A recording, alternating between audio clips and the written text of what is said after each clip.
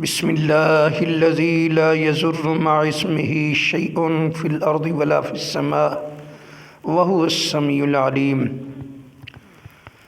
حضرت عثمان رضی اللہ تعالی عنہ سے روایت ہے، حضرت عثمان رضی اللہ تعالی عنہ روایت کرتے ہیں کہ رسول اللہ صلی اللہ علیہ وسلم نے فرمایا، جو شخص ہر صبح و شام 3 مرتبہ یہ دعا پڑھے تو اسے کسی چیز سے نقصان نہ پہنچے گا۔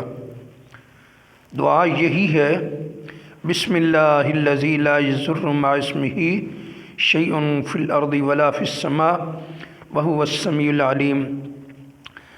اللہ رب العزت سے دعا ہے کہ اللہ رب العزت ہمیں یہ دعا پڑھنے کی توفیق عطا فرمائے، آمین۔